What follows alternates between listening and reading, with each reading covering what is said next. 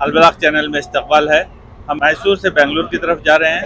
इस सफ़र का फ़ायदा उठाते हुए हम ये जानना चाहेंगे कि सिद्धरामैया ने, कर्नाटक की सरकार ने जो 5 गारंटीज दी हैं कर्नाटक के अवाम को, ये कितनी कारामद है और इससे लोग कितने फ़ायदा उठाएंगे, उनके इस सिलसिले में क्या राय है, आइए देखते हैं। लेकिन वो जब रियल में स्कीम हमको मिलेगा तभी अच्छा लगेगा। आपको भरोसा नहीं लगता मिलता है या नहीं? भरोसा है, लेकिन अभी तक तो नहीं मिला है। जब वो स्कीम अप्लाई करेंगे तभी पता चलेगा वो अच्छा है नहीं है। और वो तो फाइनेंस के लिए, मुझे तो लगता है कर्नाटक फाइनेंस के लिए अच्छा नहीं है। तो अपने लिए, आपके लिए क्या लगता है? आप हमारे लिए तो अच्छा ही है, स्पेशली वुमेन्स के लिए तो अच्छा ही है। जी जी। तो आप अगर आप जब स्कीम लागू हो गया है, फिर भी आपको पूछ रहा हूँ, आप इसका फायदा लेंगे या नहीं लेंगे? लेंगे, क्यों नहीं लेंगे? सभी के लिए तो हमें भी फायदा लेंगे हम भी। अच्छा, ओके। बहुत अच्छा है काम जी, बहुत अच्छा है। सरकार जो भी करता है काम अच्छा ही करता है। पालन करते वो कर्मचारी पब्लिक को पहुंचता नहीं है काम। पब्लिक तक सेवा नहीं होती है। आपको समझ में आ गया? जी जी। हाँ, अगर पहुंच रही है तो एक स्कीम के पहुंचता है तो 10% या 25% तक पहुंचता है। बचत पैसा नहीं पहुंचता, सेवा नहीं पहुंचती है। मुझे ऐसा अनुमान है, ऐसा लग रहा है। ऐसा लग रहा है। तो ये तो सरकार ने कहा है डायरेक्ट अपने अकाउंट को डालेंगे पैसा। तो बहुत अच्छा है, बहुत अच्छा है, बहुत अच्छा है। तो ये फ्री के थोड़े बहुत कमेंट्स आ रहे हैं, ऐसा फ्री देने से सरकार दिवाला हो जाएगा, आप जो कह रहे हैं? देखो सर, अच्छा काम किया तो अच्छा ही होगा, वो मुझे भरोसा है।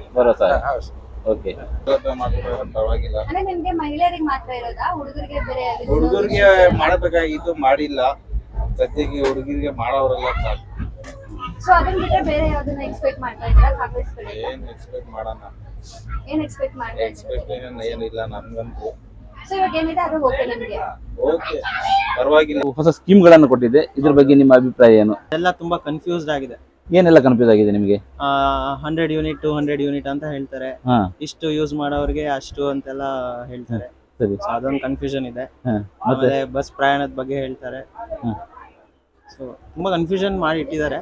ನೋಡ್ಬೇಕು ಹೆಂಗೆ ಇಂಪ್ಲಿಮೆಂಟ್ ಮಾಡ್ತಾರೆ ಅಂತ ಮುಂದಕ್ಕೆ. ಸೊ ಇದು ಇಂಪ್ಲಿಮೆಂಟ್ ಆಗಿದೆ, 200 ಯೂನಿಟ್ ಅಂತ ಹೇಳಿದ್ದಾರೆ. ಮತ್ತೆ ಮಹಿಳೆಯರಿಗೆ ಇಡೀ ಕರ್ನಾಟಕದಲ್ಲಿ ಎಲ್ಲೂ ಪ್ರಯಾಸಕ್ಕೆ ಅವಕಾಶ ಮಾಡಿಕೊಟ್ಟಿದ್ದಾರೆ. ಮತ್ತು 10 kg ಅಕ್ಕಿ ಅಂತ ಹೇಳಿದ್ದಾರೆ. ಸೊ ಇದೆಲ್ಲ ಕೊಡ್ತಾ ಇರೋದು ಸರಿಯಾ ತಪ್ಪಾ? ಇದು ಯಾರಿಗೆ ತಲುಪಬೇಕು? ಬಡವರಿಗೆ ತಲುಪಬೇಕು.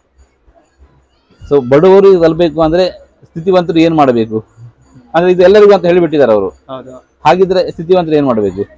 ಓಕೆ, ನಾವು ಕೆಲವರಾದ್ರೂ ಅದನ್ನ ಅಂದ್ರೆ ನನಗೆ ಸ್ಥಿತಿವಂತರು ಪ್ರಾಮಾಣಿಕತೆ ತೋರಿಸ್ಬೇಕಂತ ಅನ್ಸ್ತದೆ ನಿಮಗೆ? ನಾನು ಅಂದ್ರೆ ನನಗೆ ಬೇಡ ಅಂತ ಹೇಳುವಂತ. ಬಟ್ ಎಲ್ಲರೂ ಯೂಸ್ ಮಾಡೇ ಮಾಡ್ತಾರಲ್ವಾ? ಯಾರು ಯೂಸ್ ಮಾಡ್ಬೇಕು? 5 ಸ್ಕೀಮ್ಗಳಲ್ಲಿ ಯಾರು ಯಾವ್ದು ಯೂಸ್ ಮಾಡ್ಬೇಕು ಅಂತ ಇದೆಯಾ? ಅವ್ರಿಗೆ ಯಾವ್ದು ನೀಡ್ ಇರುತ್ತೋ ಅದನ್ನ ಅವ್ರು ಯೂಸ್ ಮಾಡಿದ್ರೆ ಒಳ್ಳೇದು. ಎಲ್ಲರೂ ಯೂಸ್ ಮಾಡೋದ್ ಬಂದ್ರೆ ಎಲ್ಲರಿಗೂ ಸಿಗಲ್ಲ.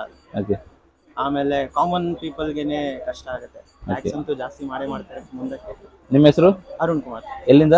ಮೈಸೂರಿಂದ. 2000 ಅದೊಂದ್ ಸ್ವಲ್ಪ ಜಾಸ್ತಿ ಕೊಡ್ಬೇಕಾಯ್ತು, 4000 ಲೇಡೀಸ್ಗೆ. ನಮ್ಗೇನ್ ಕೊಡೋದ್ ಬೇಡ. ಬಸ್ ಯೋಜನೆ ಎಲ್ಲ ಮಾಡಿದಾರಲ್ವಾ, ಅದಕ್ಕೇನ್ ಗಂಡಸರಿಗೆ ಕೊಡೋದೇನ್ ಅವಶ್ಯಕತೆ ಇಲ್ಲ. ಯಾಕೆಂದ್ರೆ ಗೈಕತರಿ ತಿಂತಾರೆ, ಲೇಡೀಸ್ ಎಲ್ಲೂ ಹೋಗಲ್ಲ. ಮಾಡಿರೋದೆಲ್ಲ ಒಳ್ಳೇದೇನೆ, ಆದ್ರೆ ಮುಂದಕ್ಕೆ ಹಿಂಗೆ ಇರ್ಬೇಕು. ಅಭಿವೃದ್ಧಿ ಕಾರ್ಯಕ್ರಮ ಹಿಂಗೆ ಇರ್ಬೇಕು. 1-2 ತಿಂಗಳು ಮಾಡಿಸ್ಬಿಟ್ಟು ನಾನು ಲಾಸ್ ಅಲ್ಲಿ ಇದೀನಿ ಅಂದ್ಬಿಟ್ಟು ಅದ್ ನಿಲ್ಲಿಸ್ಬಿಡೋದು, ಅದೆಲ್ಲ ಮಾಡ್ಬಾರ್ದು ಸರ್. ಓಕೆ, ಕೆಲವು ಒಂದು ಅಭಿಪ್ರಾಯ ಇದೆ, ಅಂದ್ರೆ ಇದು ಎಲ್ಲ ಬಡವರಿಗೆ ಮಾತ್ರ ತಲುಪಬೇಕಾ ಅಥವಾ ಎಲ್ಲರಿಗೂ ತಲುಪಬೇಕು ಸರ್? ಬಡವರಾದ್ರೇನು ಶ್ರೀಮಂತರಾದ್ರೇನು ಲೇಡೀಸ್ ಎಲ್ಲ ಅಲ್ಲ. ಈಗ ಇದು ಸರ್ಕಾರದ 2000 ರೂಪಾಯಿ ಕೊಡುವಂತದ್ದು, ಮತ್ತೆ ಫ್ರೀ ಕರೆಂಟ್ ಕೊಡುವಂತದ್ದು, ಇನ್ನ 11ನೇ ತಾರೀಕು ಬಂದಿಲ್ಲ ಸರ್. 11ನೇ ತಾರೀಕು ಬಂದ್ಮೇಲೆ ಅವ್ರು ಏನ್ ನಡೆಸ್ತಾರೆ ಅಂತ ಗೊತ್ತಾಗಿದೆ. ಬರೀ ಬಸ್ ಫ್ರೀ ಅಂತ ಮಾತ್ರ ಅನೌನ್ಸ್ ಮಾಡಿದ್ದಾರೆ ಅವರು. ನಾವ್ ಇನ್ನ ಕರೆಂಟ್ ಬಿಲ್ ಫ್ರೀ ಮಾಡ್ತೀವಿ ಅಂತ ಅವ್ರು ಅದನ್ನೇನು ಅನೌನ್ಸ್ ಮಾಡಿಲ್ಲ ಸರ್. ಕರೆಂಟ್ ಬಿಲ್ ನಮ್ದೆಲ್ಲ ಕೊಟ್ಬಿಡ್ತೀವಿ ಅಂತ ಬರೀ ಟೋಕನ್ ಕೊಟ್ಬಿಟ್ಟು ಹೋಗೋರೆ ಮನೆಗೆ. ಅದೆಲ್ಲ ಹಂಗೆ ಅಭಿವೃದ್ಧಿ ಎಲ್ಲ ಮಾಡಿದ್ರೆ ತುಂಬಾ ಒಳ್ಳೇದು. ಮಾಡಿದ್ರೆ ತುಂಬಾ ಒಳ್ಳೇದು. ನೀವು ಮಾಡ್ತಾರಂತ ಏನು ಭರವಸೆ ಇಲ್ವಾ ನನ್ಗೆ ಸರ್? ಸರ್ಕಾರ ಇವಾಗಿರೋ ಸರ್ಕಾರ ಮುಂದೆ ಇರ್ತದೆ ಇಲ್ವಾ ಅಂತ ಯಾರು ಗೊತ್ತು ಸರ್? ಸ್ಕೀಮ್ಗಳನ್ನ ನಾವು ಇದನ್ನ ತಗೊಳ್ಬೇಕು ಅಥವಾ ನಿರಾಕರಿಸಬೇಕು? ಸ್ಕೀಮ್ ಅಂತ ಹೇಳಿದ್ಮೇಲೆ ಅವರು ಎಲ್ಲಿಂದ ತರ್ತಾರೆ, ಎಷ್ಟನ್ನ ಔಟ್ಲೇ ಮಾಡಿ ಇಟ್ಟಿದ್ದಾರೆ, ಹೇಗೆ ಮಾಡ್ತಾರೆ ಅದನ್ನ ಕರೆಕ್ಟ್ ಆಗಿ ಹೇಳ್ಬೇಕು. ಟ್ರಾನ್ಸ್ಪರೆನ್ಸಿಯಲ್ಲಿ ಎಲ್ಲಿದೆ? ಈ ಗೌರ್ಮೆಂಟ್ ಬಂತು ಹೊಟ್ಟೋಯ್ತು, ಹೋದ್ ಗೌರ್ಮೆಂಟ್ ಏನ್ ಮಾಡ್ದ, ಮುಂದಿನ ಗೌರ್ಮೆಂಟ್ ಏನ್ ಕೊಡ್ತಿದ್ದೀನಿ? ಇಲ್ವಲ್ಲ ಸರ್. ಒಂದು ಶಿಫ್ಟ್ ಇಂದ ಇನ್ನೊಂದು ಶಿಫ್ಟ್ ಹೋಗ್ಬೇಕಾದ್ರೆ ಶಿಫ್ಟ್ ನ ಲಾಗ್ ಮಾಡಿ ಕೊಟ್ಟು ಹೋಗ್ತಾನೆ. ಎಲ್ಲಿದೆ ಇಲ್ಲಿ? ನೀವು ಇವತ್ತು ಕೆಲಸ ಮಾಡಿದ್ರಿ, ನೀವು ತಗೊಂಡ್ರಿ, ನೀವೆಲ್ಲ ಎಷ್ಟು ಜನನ್ನ ಇಂಟರ್ವ್ಯೂ ಮಾಡಿದ್ರಿ, ಎಷ್ಟು ಜನ ಏನ್ ಸವಾಲ್ ಕೇಳಿದ್ರಿ, ಇದೆಲ್ಲ ರೆಕಾರ್ಡಿಂಗ್ ಇದೆ. ನಿಮ್ಮನ್ನ ಏನೇ ಆದ್ರೂ ನಿಮ್ ಬಾಸ್ ಕೇಳ್ತಾರೆ, ಪರ್ಸನ್ ಕೇಳ್ತಾರೆ. ಈ ರಾಜಕಾರಣಿಗಳನ್ನ, ಈ ಗೌರ್ಮೆಂಟ್ ಯಾರು ಕೇಳ್ತಿದ್ದಾರೆ? ಕೇಳ್ತಿಲ್ಲ. ನಾಗರಿಕರು ನೀವು ಕೇಳಬೇಕು, ಅದಕ್ಕೆ ಫೋರಂ ಬೇಕು. ನೀವು ಈ ಸ್ಕೀಮ್ಗಳ ಬಗ್ಗೆ ಐಡಿಯಾ ಇದೆ ನಿಮ್ಗೆ? ಏನಾದ್ರು 5 ಸ್ಕೀಮ್ಗಳ ಬಗ್ಗೆ?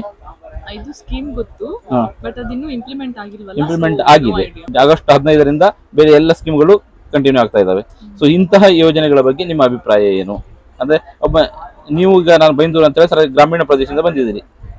ಸೊ ಗ್ರಾಮೀಣ ಪ್ರದೇಶದ ನಿಮ್ಮ ಪರಿಸ್ಥಿತಿಯನ್ನ ಅವಲೋಕನ ಮಾಡಿದ್ರೆ ಇದು ಸ್ಕೀಮ್ ಬೇಕಿತ್ತಾ ಬೇಡ ಇತ್ತಾ ಅಂತ ಹೇಳ್ತೀರಾ ನೀವು?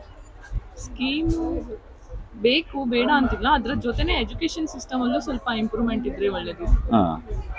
ಆಗಸ್ಟ್ 15ರಿಂದ ಜಾರಿ ಆಗ್ತದೆ ಅಂತ ಹೇಳಿದ್ದಾರೆ ಎಲ್ಲವೂ. ಈ ಯೋಜನೆ ಹೀಗೆ ಇರ್ಬೇಕಾ ಅಥವಾ ನಿಲ್ಲಿಸಬೇಕಾ ಇದನ್ನ, ಅಥವಾ ಇದು ನಾಗರಿಕ ಬೇಕಾದ ಬೇಡವಾದ ಹೇಗೆ ಅಂತ?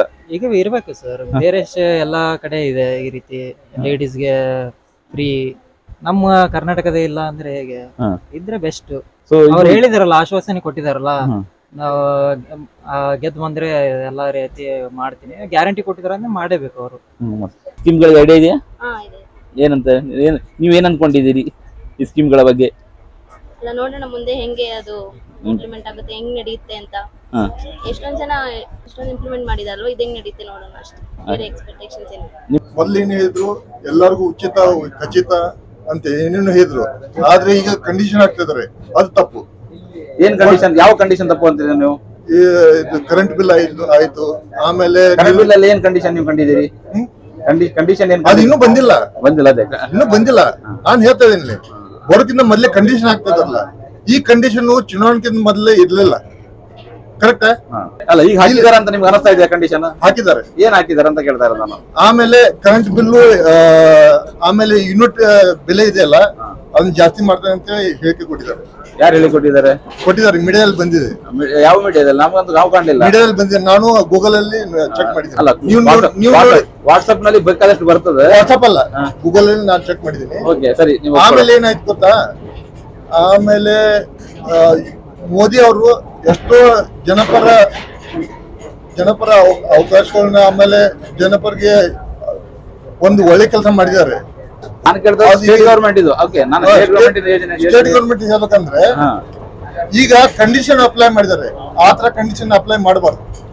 ಆಮೇಲೆ ಈಗ ಮಹಿಳೆಯರು ಹತ್ಲಿ, ಅವ್ರ ಮಹಿಳೆಯರಿಗೆ ನಾವು ಗೌರವ ಕೊಡೋಣ, ಅದು ನಮ್ ಧರ್ಮ. ಮಹಿಳೆಯರಿಗೆಲ್ಲರೂ ನಾವು ಗೌರವ ಕೊಡ್ಬೇಕು, ಅವ್ರಿಗೆ ಉಚಿತವಾಗಿ ಕೊಟ್ರೆ ಪರವಾಗಿಲ್ಲ. ಆಮೇಲೆ ಈಗ ಗಂಡ್ಮಕ್ಳು ಇದ್ದಾರಲ್ಲ, ಜೆಂಟ್ಸ್, ಅವ್ರು ಯಾವ ವಾಹನದಲ್ಲಿ ಪ್ರಯಾಣ ಮಾಡಬೇಕು ಅದನ್ನ ಹೇಳಿ. ಈ ಸ್ಕೀಮ್ ಬಗ್ಗೆ ನಿಮ್ಮ ಅಭಿಪ್ರಾಯ ಏನು? ಈ ಸ್ಕೀಮ್ ಎಲ್ರಿಗೂ ಇರ್ಬೇಕಿತ್ತು ಇದ್ರೆ, ಆದ್ರೆ ಫೈನಾನ್ಸಿಯಲ್ ಆಗಿ ಸರ್ಕಾರಕ್ಕೆ ಹೊಡೆತ ಬೀಳುತ್ತೆ.